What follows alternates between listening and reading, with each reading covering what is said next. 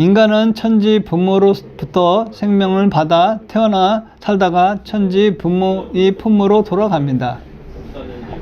그렇다면 삶은 무엇이고 죽음은 무엇일까요? 사람이 죽으면 연기와 같이 사라지고 마는 것일까요?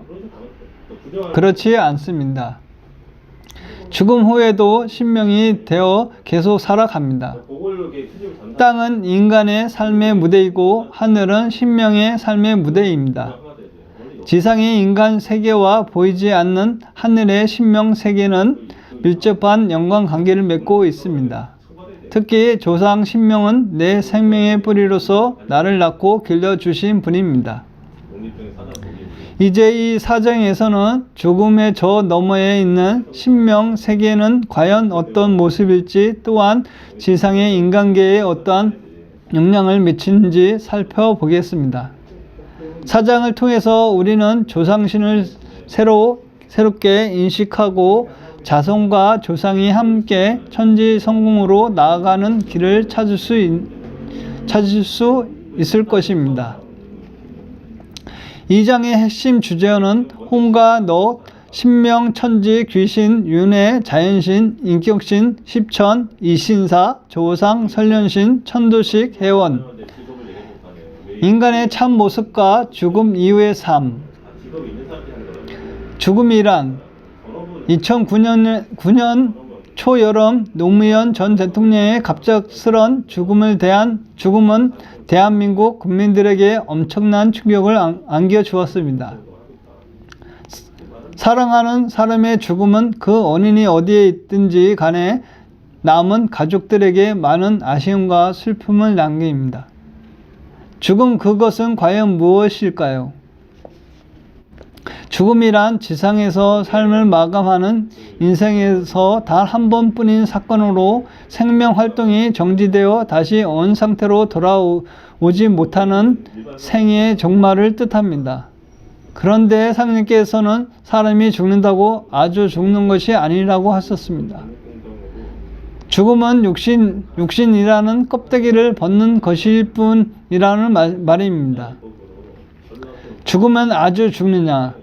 매미가 허물 뽑듯이 옷 벗어 놓는 이치니라.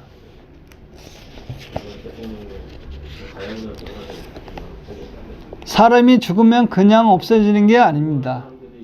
사람에게는 육체라는 겉사람만이 아니라 그 안에 속사람이 있기 때문입니다.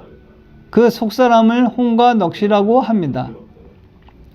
사람에게 혼과 넋이 있어 혼은 하늘에 올라가 신이 되어 제사를 받다가 4대가 지나면 영도 되고 혹 손도 되며 넋은 땅으로 돌아가 4대가 지나면 기가 되느니라.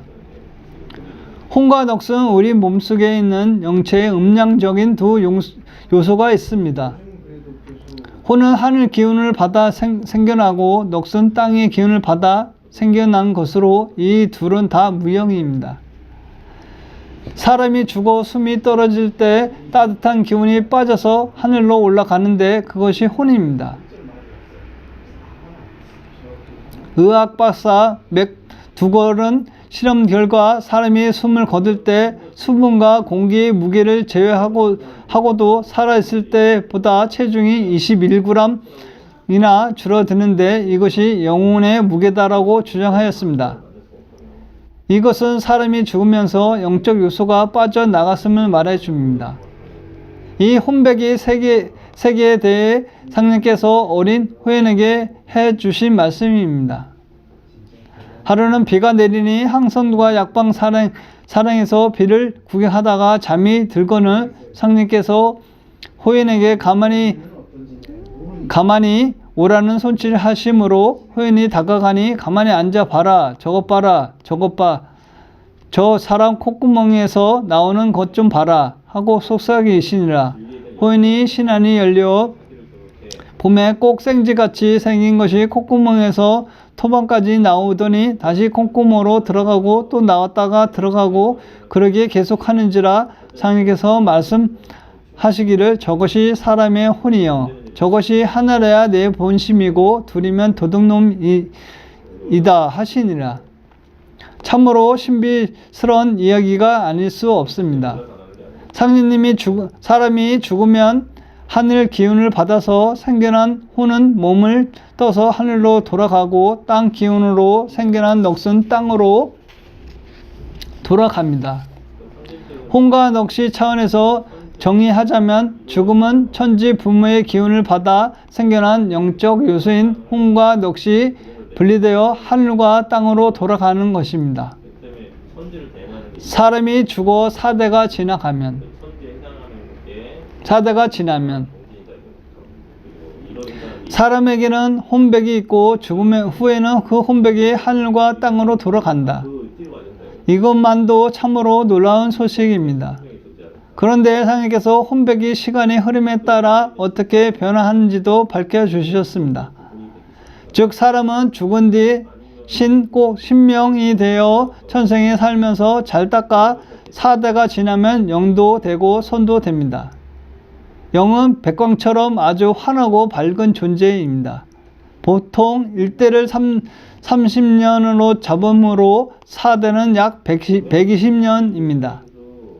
신명으로 살면서 100년이 넘도록 도를 잘 닦으면 태양빛과 같이 눈부신 영이 된다는 말씀입니다.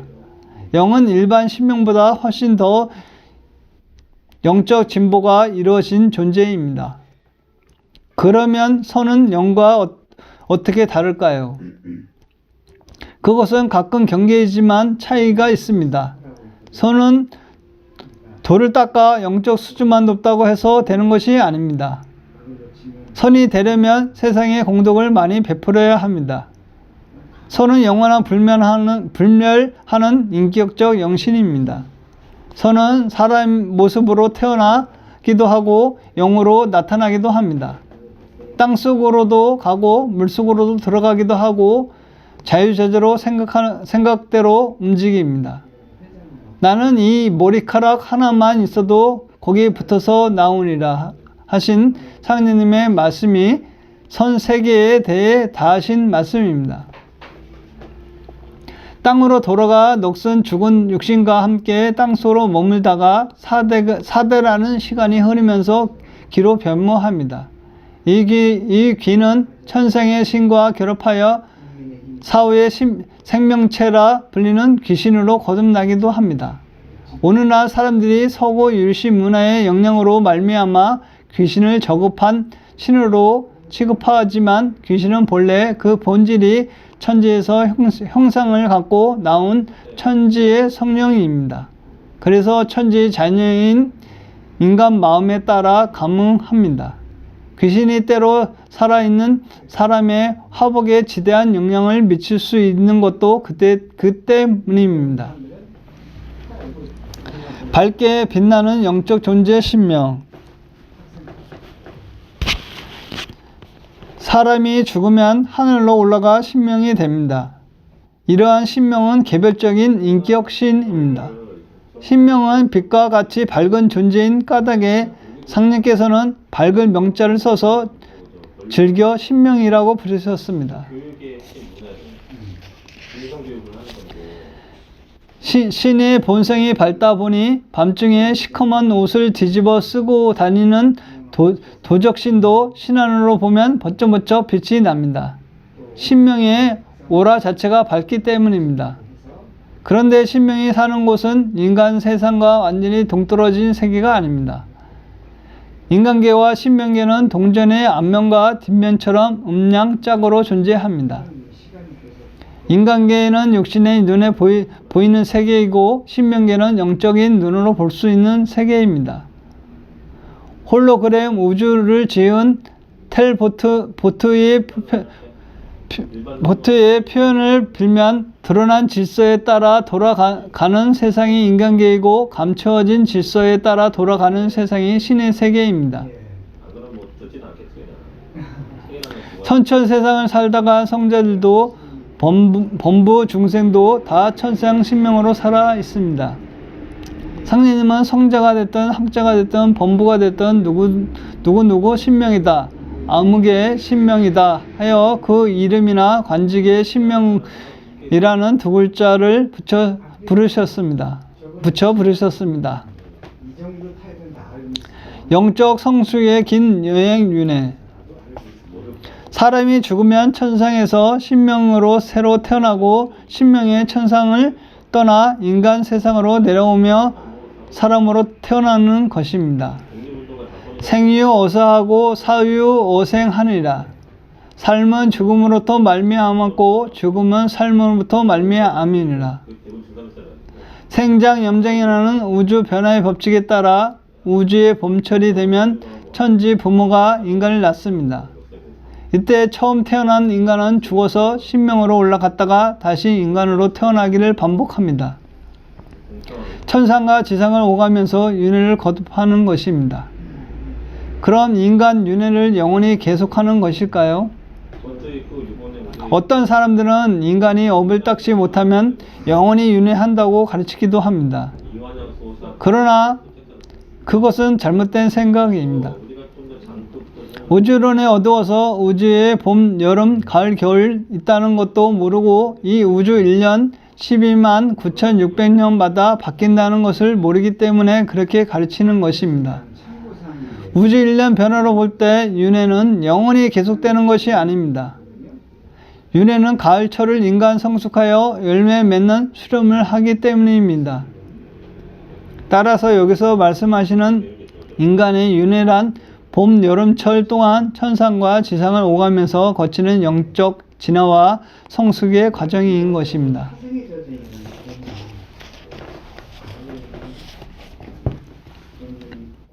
상리님이 밝혀주신 신명세계. 천지간에 가득 찬 것이 신이니 대우주의 중심에는 상리님이 계십니다. 그리고 천지 신명 있고 각 개인의 조상신도 있습니다. 이 모두가 신의 세계를 이룹니다.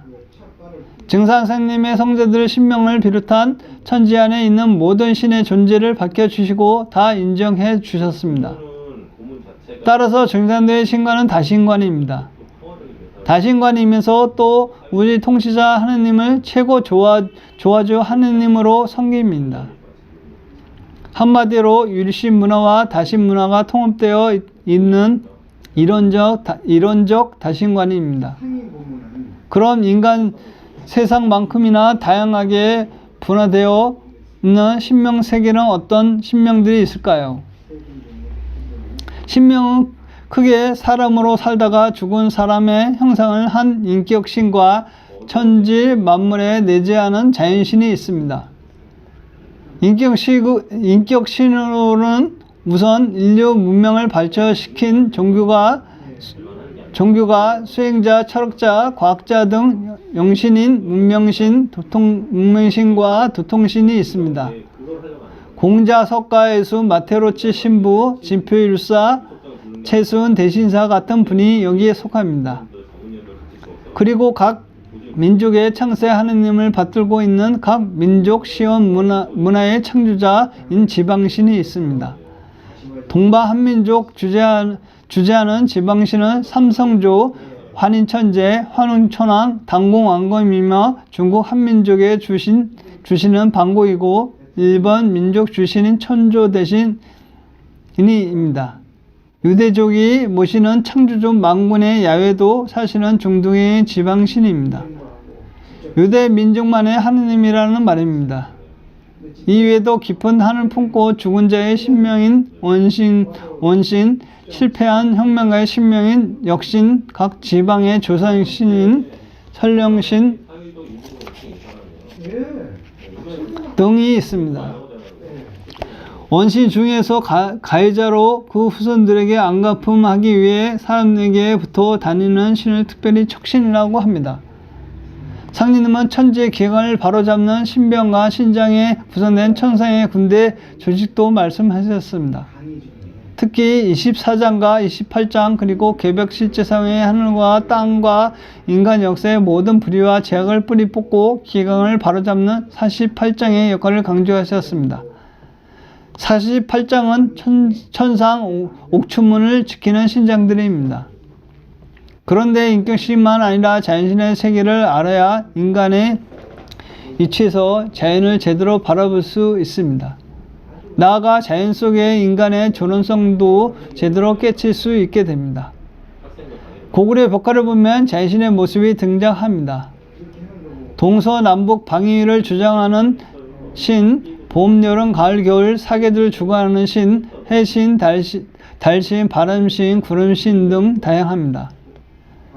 동서양 막론하고 유민민이나 농경사회에서는 보편적으로 이러한 자연신에 대해 인식이 있습니다. 고대 그리스 문화에도 자연신들의 다양한 활약상이 나오지 않습니까? 어떤 사람은 자연신을 미개한 신, 저급한 신, 심지어 악마 같은 신으로 취급하는데 이것은 신의 세계에 대한 무지에서 비롯한 것입니다. 여기서 여름철 말대에 살며 천지 성공을 꿈꾸는 사람이라면 꼭 알아두어야 할 신이 있습니다. 상극질서로 돌아가는 선천에는 신명계에도 상극 기운이 작용하여 남을 해코지 하는 신이 존재합니다. 인간의 삶을 흔들고 어지럽혀 죽음으로 떨어뜨리는 사약한 신명인 복마가 그것입니다. 복마는 항상 엎드려서 기회만 노리고 있기 때문에 상님께서 엎드릴 복자를 서서 복마라 하셨습니다. 복마는 사악하다 하여 사신 일이 잘 안되게 해코지한다 하여 마신이라 부르기도 합니다. 복마가 우리 삶을 어떤 모습으로 괴롭히고 파괴하는지, 복마를 어떻게 극복할 수 있는지에 대해서 제7장에서 자세히 이야기하겠습니다. 천상 신명 세계의 구조. 그러면 이렇게 다양한 무수한 신명들은 천생에 어떻게 살고 있을까요? 하늘로 올라가 신명과 같게 비슷한 생활 환경이나 의식 구조를 가진 신명들끼리 모여 삽니다. 그러다 보니 영적 수준에 따라 이런 계층이 생기게 됩니다. 신명세계는 세상에서 일반적으로 알고 있는 바와 같이 천국과 지옥, 천당과 연옥 등으로 단순하게 구별되는 세계가 아닙니다. 오히려 인간 세계보다 구조가 훨씬 복잡한 곳입니다. 상님은 김서한 성도를 통해 천상 신명계의 영적 수준에 따라 구천으로 펼쳐 있음을 밝혀 주셨습니다.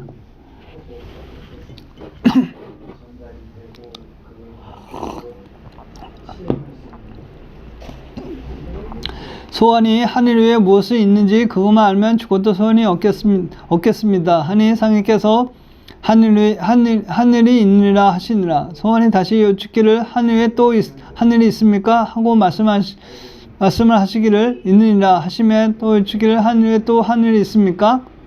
하니 말씀하시기를 또 있느니라 하시고 이와 같이 9번을 대답하신 뒤에 그만 알아두라 하시니라. 구천으로 벌어진 신명세계는 저층으로 내려갈수록 의식 수준이 더 낮고 이기적이며 자기중심적인 신명들이 모여 삽니다. 반대로 상층으로 올라갈수록 영적인 경계가 우주적 차원으로 더욱 확대되어 천지와 더불어 함께 성지들이 살고 있습니다. 1천과 2천은 지옥, 연옥이 세계이고 3천은 아스트랄 세계, 4천은 순미 세계입니다. 심력, 종족, 집단, 유교, 불교, 기독교 같은 종족 문화권은 6천과 7천 제에 자리 잡고 있습니다. 그리고 이 우주의 최고 주자이신 증산상님은 선천시대 동안 9천에 있는 옥경에 계십니다.